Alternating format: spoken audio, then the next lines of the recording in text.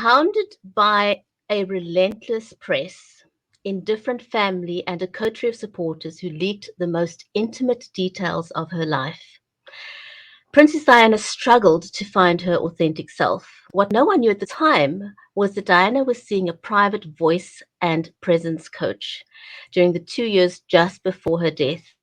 Stewart Pearce secretly helped her find her authentic voice and taught her how to share her messages of hope, empowerment, kindness, and authenticity with the world.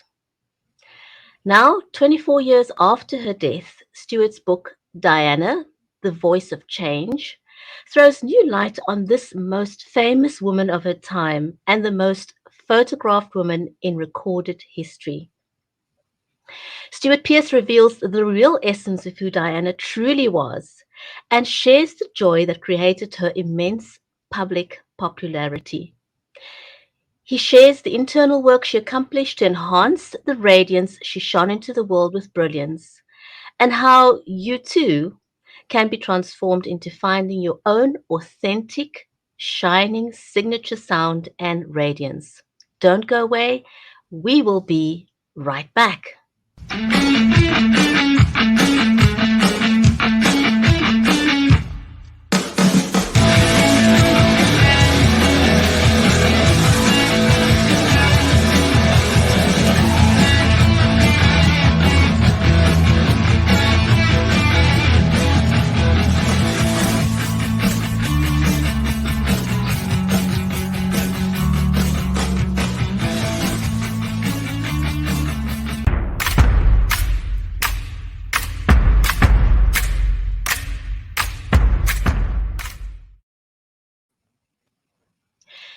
If you have just joined us, welcome to the Writers' Corner live show.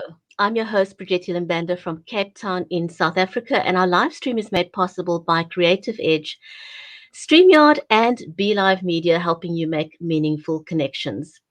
This is an audience-centric show, so whether you're watching us over on Amazon Live, on Facebook, Twitter, YouTube, LinkedIn Live, a very warm welcome to you. Do say hello. If you're brand new to the show, let us know and we'll give you a shout out. Our amazing guest today is Stewart Pearce, and we're going to be talking about his book, Diana, The Voice of Change. But before we invite our amazing guest for today, I want to first welcome my friend and co-host, Mary Elizabeth Jackson. She's a special needs and disabilities advocate and also an award-winning author. Her work focuses on empowerment and resilience. She's in Nashville in the USA. I'm in Cape Town in South Africa. So it'd be great, wherever you're joining us from, a huge, big welcome to the show. And with that, Mary, welcome to the show. Hi, I am so excited to be here. And yes, we are definitely global today. We're on different continents and different time zones and all that fun stuff. And I'm so excited to be here with you and to meet our guest. We have been looking forward to this because we are fans of his. We are fans of his writing and his work. And, he's a pretty special guy, isn't he? Absolutely is. So, again, if you're watching the show, a warm welcome. If you are watching us over on Amazon Live, you will notice that our featured book for today, Diana, the Voice of Change, is I have in the it right here. carousel. It There looks we like it go. is. Yes. It's a beautiful, beautiful book. And you'll Yes. also notice that along with our featured book, there's a couple of other books in there. And then now hopefully I'm not going to drop my iPad. But we've been running the Writers' Corner live show for over 3 years, and we've had amazing guests and authors from all over the world. So you will notice that a good couple of some of these backstories we've highlighted on the show before. So have a look through the carousel, but don't forget our book for today, Diana, the Voice of Change, is the very first book in the carousel. Yes, so go get your copy. Yes. Abs- Absolutely. So, for those of you who may not know Stuart Pearce, he's long been one of the world's most esteemed masters of voice. And he has helped famous people such as Vanessa Redgrave, Michelle Williams, Minnie Driver, Emilia Clarke, as well as famous politicians such as Margaret Thatcher, Benazir Bhutto. She is, if you don't know, a Pakistani politician and the first woman to head a democratic government in the Muslim majority country. And that's just one of the many luminaries he's helped. But he says that his biggest challenge was Princess Diana. So let's invite Stewart to the show, shall we?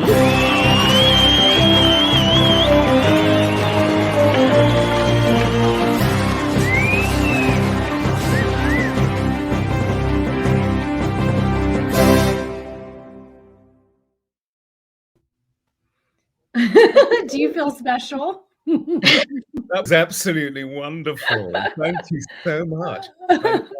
Ladies, I am so impressed by the entire mise en scène. It was absolutely so exciting to watch with all the wonderful music coming in and providing interlude. Thank you so much for inviting me. This is such fun. Oh, we're so glad you're here. We are so glad you're here. And I know we have lots of questions and we could talk to you for hours. But we are gonna, we want you to tell us, we have some questions for you and we can't wait to hear what your stories are because you've lived a very amazing life. Yes, you have. So you've worked with some of the most influential people over, many, many years, 20, 30 years. I'm not quite sure exactly how long that's been, but you did say that Diana was one of a little more. some more zeros. But you did say that Diana was one of your biggest career challenges. Now, I want to know how on earth did you connect with somebody as amazing and phenomenal as Diana? What's the story behind that? Of course, but may I very quickly insert that she was not a challenge at all. I don't quite know where that word has crept in. I would like to say that the work that I did with Diana was actually one of the most extraordinary opportunities in my entire career and indeed in my entire life, because Diana was something else. Diana was the most extraordinary evocation of love, of compassion, of empathy, and of course during the latter stages of her life, not that we knew it was the latter stage of her life, the most elegant, the most gracious, and the most immediately authentic individual that I've ever worked with. Yes, she, and isn't it sad that somebody who exudes that much inside of herself that comes out toward others is very misunderstood and not highlighted and loved by everyone. We've watched the documentaries and we've watched her story in her life and know that there were those in her life that did not appreciate all that she embodied, for sure. And it's really sad that happened to her. And we do want to ask you, being able to work with her was, like you said, one of the most extraordinary experiences in your life. And did you want to shout it from the rooftop and tell people about it? But what we know is that you didn't cash in on where other people did. You waited a really long time for that. And what, can you tell us a little bit about that? And really what I'm doing is broadcasting information. I'm not cashing in at all. One or two people in the press have been rather vitriolic and attitude towards me and said, oh, well, you're cashing in now. Well, no, actually what I'm doing is disseminating information. So the way that I met Diana was through is it possible to see you when I speak? Is that okay? Oh, yes, absolutely. Absolutely. I'm talking to myself. Oh, yeah. She's trying to make you look larger than life. I have worked on my narcissism over the years. It's a little bit narcissistic. So I was asked if I would work with Diana around 93, 94 by a very extraordinary woman in Diana's life and indeed in my own life. And this was a remarkable woman by the name of Mara Burney, who alas is now dead. Mara owned a restaurant in a very salubrious area of London and was known as the sort of go-to restaurateur. I mean, for example, the Stones, meaning the Rolling Stones, would call Mara on her personal phone, not on cell, of course, because it was before, this Right. 80s, saying, after a concert saying, Mara, could you make us spaghetti? And she would get up and make the boys spaghetti. I mean, that's the sort of person that Mara was. So she introduced me to some extraordinary people, the great and the good, or maybe not the not so great and the not so good. But one of the people that she wanted me to be introduced to was Diana. And initially I eschewed it because I thought, how can I possibly be for Diana what I feel Diana needs? At the same time, she was surrounded by the brouhaha of the paparazzi, which was vicious and cruel, and rather as though she were in the Colosseum, the way she was being attacked. When I say the Colosseum, of course, I'm going back way back into Roman history. And then Mara came to me again and said, no, there's somebody I really want you to meet. So I said, now, who is this? And she said, well, why don't you come for lunch? Knowing full well, being a tourist boy, that I love food, and particularly her food. So I went to the restaurant for lunch. And when I entered the restaurant, I was full of a sense of anticipation, very excited, but completely intuitively. I didn't know who I was about to meet. And I remember saying to the head waiter, Pepe, where is Madame? And he said, oh, she's downstairs in the salon privé, in the private dining room. So I said, who's she with? You'll see when you get there. So I went down and knocked on the door and opened the door. And of course, there was Mara and there was Diana. And Diana leapt up and grabbed my arm and said, you will work with me, won't you? It was an instantaneous. She was such fun, such a darling. And of course, I was met by her face here and those exquisite blue eyes, and I fell in love. I don't mean in an appropriate way. I know.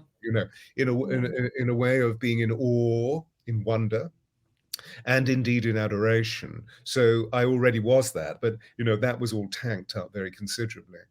But I very quickly said, if we work together, let's allow our relationship to be completely confidential. And the reason being... was that your idea or her idea? It was my idea, because she had worked over the years with a number of psychotherapists or healers, coaches, and then they had taken their stories to the daily papers. So she was deeply scarred with betrayal. And I wanted her to know that that was something that I could never, ever do, that I was pledging myself to her in complete confidentiality. So nobody knew. She came to me. I never went to Kensington Palace. Whenever she needed me, she called me on her cell phone, because in 95, 96, 97, cell phones had just come along. Yes. And we developed this very confidential relationship, which, of course, now in the perspective of her chronology, we see as being 2 very remarkable years of her lamentably very short life.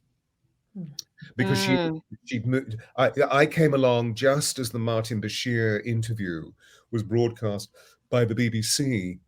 And she was immensely pleased with what she was saying, in her forthrightness, in her bravery, in her courage. There were 3 people in this marriage. That was quite an extraordinary thing to say, historically. But at the same time, she watched herself on screen and realized that she was appearing submissive and using this very sort of light, breathy voice. And she wanted to find something that was much more commanding, that was much more centered. And so I introduced to her the basic thesis of what we could look into to improve her spine, so that she was always focused through her spine. Her breath would become open as a result, and then her voice would simply sit in its center, or what I call being in her signature note. We each have a signature note, which is unique to us. No other human being has that note. That kind of leads right into what I wanted to ask you next. We talk, or these days, because everyone is doing live video, or people are more, on social media. I don't know about being social, but they're on social media. And everyone talks about, being your authentic self.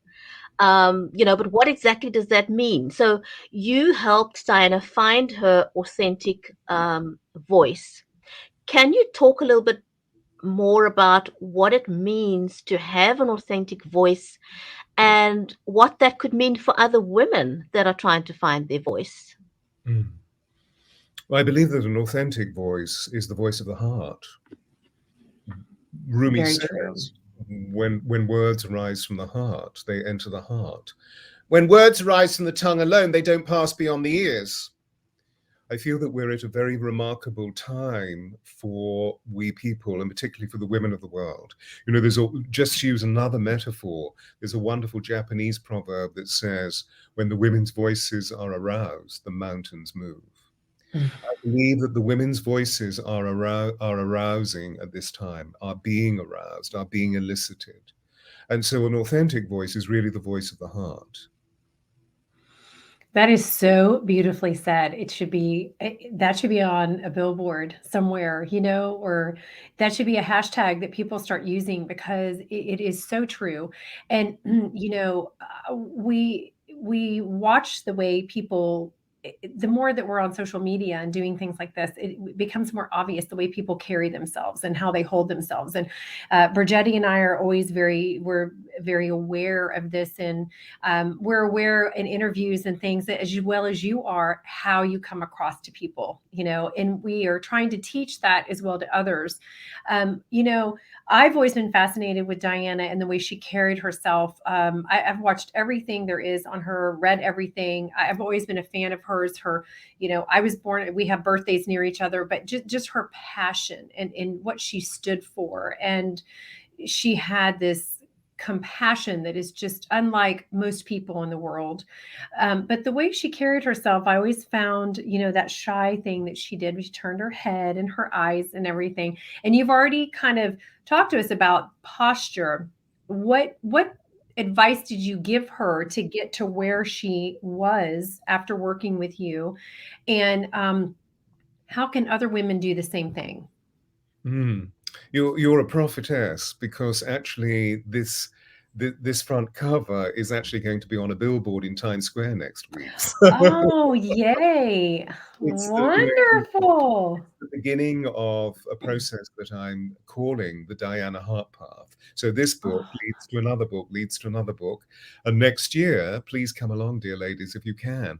I'm going to be organizing a conference in New York City for the women of the world and the men of the world to come along and to embark on the journey of what the Diana Heart Path will be all about. And a very remarkable woman in the world, who's an international figure, very renowned, famous lady, has promised me that she will come and be the keynote, etc., etc. So, there is all of that happening, but at the same time, there's something very remarkable taking place within the authenticity of the way that we move. Now, Diana obviously was an archetypal cipher. What's that? Well, it's a human being who is evoked through a level of anointing, meaning that she obviously, as a human being, had a very remarkable role to play that literally affected the hearts, the minds, the souls of all of us, even those people who are her greatest critics. And isn't it interesting that she arose from that aristocratic basis, but never, ever, ever dreamed, wanted a very ordinary life, never, ever dreamed that she would eventually become the wife of Prince Charles, the Princess of Wales. She never dreamed that. But in so doing, she wanted to carry the absolute immediacy, authenticity, and gentleness of her empathic nature into an institution that was emotionally very withdrawn. Unavailable. Unavailable, exactly. For all sorts of understandable reasons. I mean, I don't say this as a criticism. It's just an observation, which isn't necessarily applicable in today's credence, because what we're all doing is looking into each other's eyes for the first time, possibly in 250 years, and saying, oh my goodness, there's another human being there. And how do we regard that human being? Are we really are we really processing our whole energy through common decency and mutual respect? You know, wherever we go, we hear collaboration, co-creation, parity, equity coming together. And it's being led, I feel, by the women of the world. So putting it into the context of this book, why did I wait all this time? Well, again, Diana was immensely intuitive. And the last time I saw her, really en passant, as intuition often can be, I was, she was going on holiday with the two boys to the south of France with the Al Fayed, with Dodi and his father, Mohammed Al Fayed, on that extraordinary boat. And the kids were really looking forward to it because they're very sportive, you know. Diana was a water baby. I mean, she had to be in water at least once a day. She swam every single day when she could. And as she was leaving my studio, she hugged me with a sort of an eagerness that fringed on another quality of force, which was indefinable at that point. But a thudding energy moved through me. Now I know this was the last time I was going to see her. But in her blitheness, in her joy, she said to me, wouldn't it be wonderful if we wrote a book of all these things that we've been through for the women of the world? But let's not do it until the boys are married. I mean, it was really en passant. And so I always remembered that. And the book came about 24 years, has been printed, published 24 years after her demise, purely and simply because so many women, particularly my Hollywood actresses, who have just been through the last 4 or 5 years of #MeToo, approached me 4 or 5 years ago and said, should I talk about the way that I was maltreated by this man who was either a very famous casting director or somebody of the ilk of Harvey Weinstein, etc. And I said, you must step forward. So I became very involved in 4 or 5 major artists in the United States of America, encouraging them to step forward. And there was one very big public expose that I received when the New York Times interviewed me in support of 2 of these extraordinary ladies. And that's when it suddenly dawned to me, oh my gosh, I have the book in my being and in my journals that Diana gave me, that we worked on together. So that's how it all started happening. To move us forward into this space today, where after the most catastrophic world phenomenon, meaning COVID, that we're all arousing out of that rather traumatic period where we're beginning to realize I am different. I am very, very different. And I'm no longer seeing my life in the way that I once saw my life. I need to change this. I need to become truer. I need to become more raw. I need to become more joyous. I need to become more authentic. I need to have more integrity. But I don't like what's going on in the world, and I really want to do something about it. I then say, be the change you want to see. I love that. And, now the whole title of the book kind of makes sense to me. I want to ask if you would mind reading us a famous, a section out of the book that you really, really like. And then I'd also like you to talk about the cover of the book. How did you come up with that? How did you decide on the colors? How did you work with the artist who did that? I'd love to know a little bit more about that. So pretty. Beautiful. Yes. Well, it was really before we sent the book into positioning it as an offer with some of the world's leading publishers, which, by the way, they all turned it down initially. Did they? They all turned it down. So actually, after a really difficult situation with one of the world's leading publishers who had seduced us, I say my agent and I, my literary agent and I, and then dropped the offer. I was so, what? This is crazy. Yes. I'm going to publish this myself. So I published it myself at the beginning of last year. Okay. Which is extraordinary. Just before we moved into COVID, it was not even a nightmare at that point. I published it and it immediately became a #1 bestseller on Amazon. And then a major publisher stepped in, a major British publisher stepped in, who publishes a lot of self-empowerment books. And this is Filament Press or Filament Publishing. Absolutely stunning. So that's how it started. Now, of course, my discussions were, and this was very self-led by me, and as it were, me talking with Diana. I didn't want to use a photograph. We've seen all the photographs, and also the photographs are part of that squabbling arena of the paps, you know, rather like predatorial birds coming in and pecking all the time. And I also knew that it was going to be unbelievably expensive to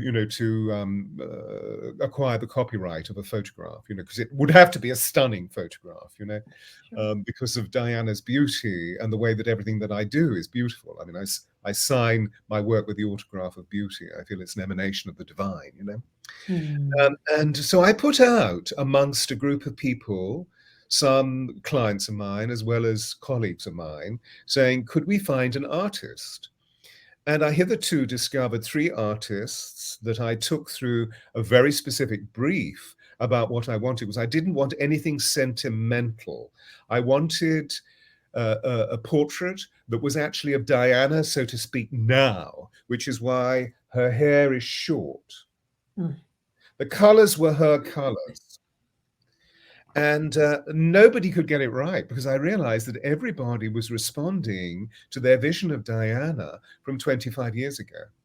And most of it was actually covered by trauma, because so many people are still in trauma about her passing. Interesting point, something that very interesting, which is really what the Diana Heart Path is all about. Because we know at that moment there was a startle reflex within the collective unconscious. And people are still held in that shock. Yes. And I believe it's time that you're right. I believe you're right. You know, I still cry watching things about her. Like, I love The Crown, and watching that whole last season and everything about her made me cry even more for her. So yes, I'm completely with you. Completely with you. I'm being strong in this moment. Whenever I talk about her, I always feel okay. We're going to be strong together for her. We'll be strong. Exactly. So to cut a long story short, I then found a really exquisite young female artist here in the United Kingdom, because I'm in London at the moment. And I emailed her and heard nothing from her. About 3 weeks later, an email came pouring through my inbox saying, oh, your email was in spam. I'm so sorry. Can we please have a conversation? And again, I felt a quickening within my being. I work very intuitively. And I emailed her, and that evening we had a conversation. And again, I fell in love with this beautiful being that is attributed and honored within the book.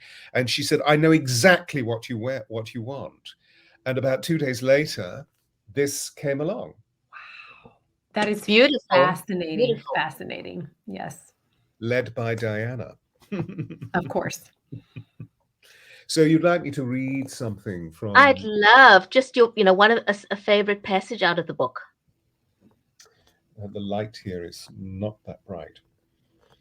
Diana gave permission for the formal behavior that stultifies love to be reinvented, for emotional aloofness to be made transparent, for starch stuffiness to be given a human face, for feeling expression to be given its rightful place, and for dismissive criticism to be turned into discerning care.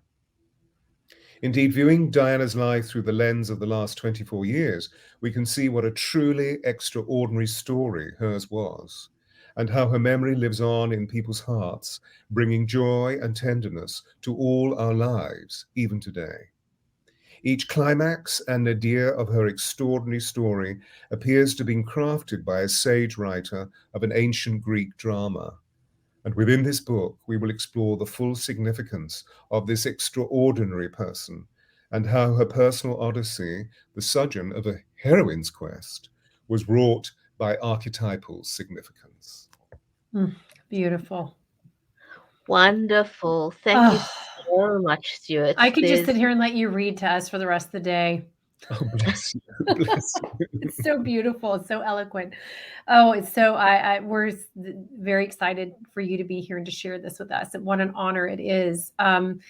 You know, have you had any pushback from the royal family on this at all? Or have they just kind of left you alone? Well, I did tell the boys, of course, because I've known them for some time, but there is royal protocol, which means, well done. That's all we can say. Gotcha.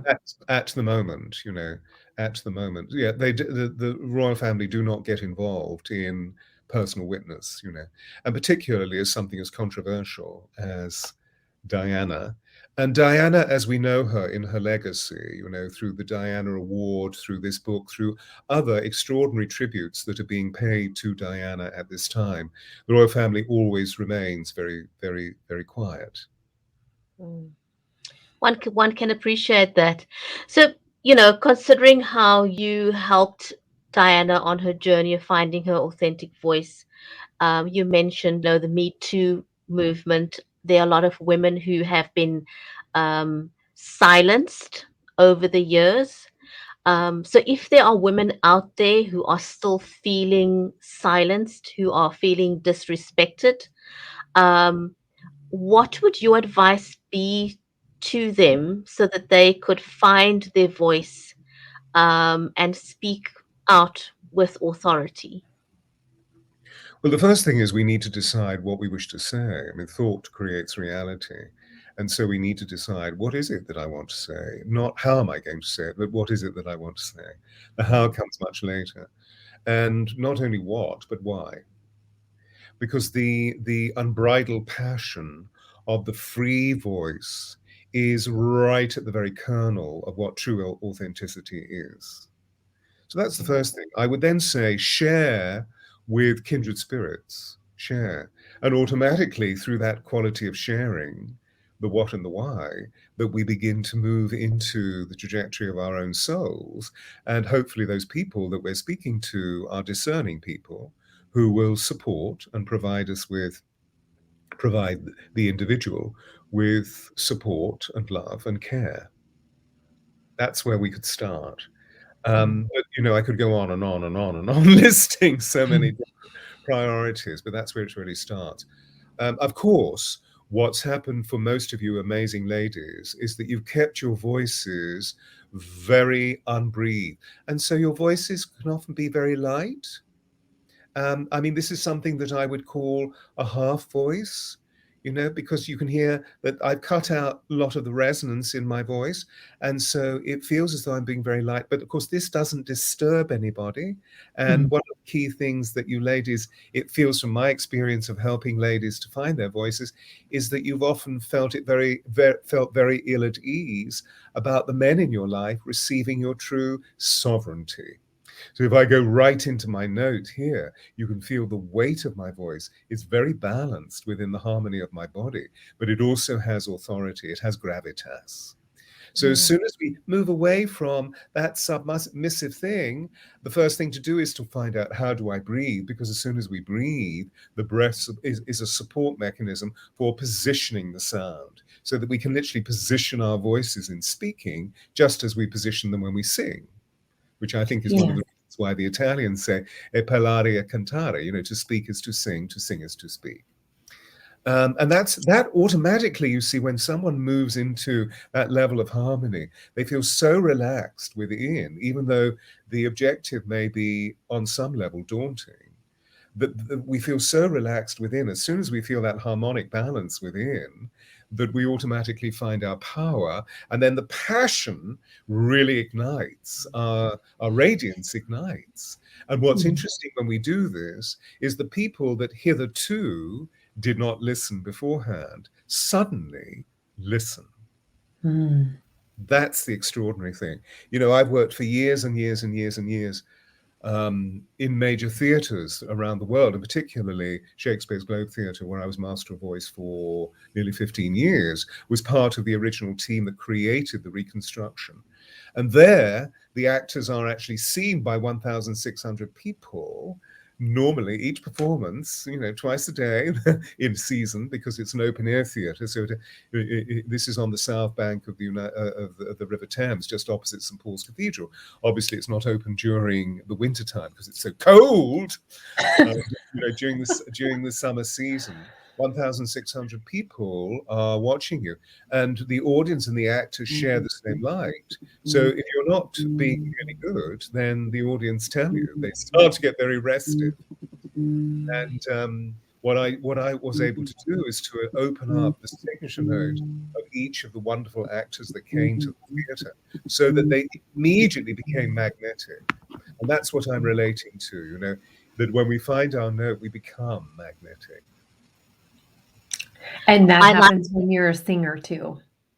Exactly. Yeah. Yes. Yeah. I have learned so much about the vocal control, depth, and everything from my daughter, who's a music major, and watched her grow into this incredible singer. And it's all of that, So it's very profound. It's very, in some ways, it's small, but it's so powerful, isn't it? Well, yes, isn't it? Well, we're just beginning to remember. The ancient peoples believed in this, because we know that ancient peoples believe that sound is at the core of creation. So if sound is at the core of creation, that means we have a sound within us that is our own creative pathway. And so today, what's really interesting is we know that the eye, the optic, has been used as a security device to open up channels of security. Just simply, on my cell phone, I can go straight into my bank account just by holding it up to my face. But now, voice identity security is being used, because we know in cyberspace that the voice is the purest way of being able to communicate the center, the essence, the identity, the persona of the individual, even more powerful than other dimensions of our humanness, meaning our DNA and our fingerprint, which are obviously immensely powerful in terms of identifying our identity. So ancient peoples believed this. In Rome, it was called persona, which we use in the word personality, because the word personality, we know, means the quality of someone's being, their soul. But actually, if we go back in history, persona in Latin means per through, sona sound. So they worked to find their voices, and therefore had the right to speak. And in Rome, it meant we became persona grata, meaning you had the right to speak. Or you were persona non grata, meaning you gave your voice to your master. Isn't that interesting? Fascinating. Absolutely fascinating. And how many of us do that today still? We give it away. We give it away every time that we're pleasing and want to be accepted and not confident in who we are. And, I always teach about that, we have to figure out in life what our truth is, not the world's truth. What is our truth? And then the rest of it doesn't matter, because then you're walking in your integrity and your path. Yeah, absolutely. Completely concur. Yeah, absolutely. Yes. Another thought that drops in after 9/11, the majority of the people that were imprisoned in Guantanamo Bay were called non-persons. Their voices were taken. Yeah.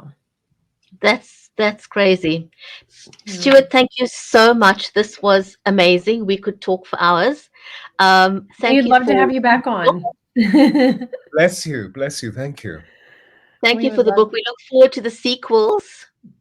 Yes. I'm already writing the next book. Oh, good. And I want to come to New York, so we have to connect. So yeah. I have an idea that we can exchange, Mary. So I'd love to write, send you an email post our time together now about an idea that I have of a co-creation. Oh, absolutely. Yes. We are, women hear us roar, and the men who support us, who roar along with us, right?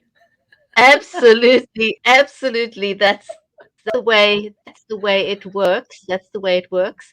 Stewart, thank you so much for your time. Thank you for sharing the backstory of the book, Diana, The Voice of Change, with all of us. It's a beautiful book, beautiful colors, beautiful artwork, just Amazing. So thank you for that. And anyone who's watched the show again, if you missed the introduction, the book is available on Amazon. If you're watching the show on Amazon Live, it's in the cart. So it's very easy for you to simply go and get a copy of the right? book. Just click or swipe. Just click and swipe. Thank you so much, everyone. Thank you, Stewart. Thank you for watching us. And if you're watching the show on the replay, welcome to the replay. And thank you for watching. Thank you for joining us. Take care, stay safe, and we'll see you on the next episode of the Writer's Corner live show.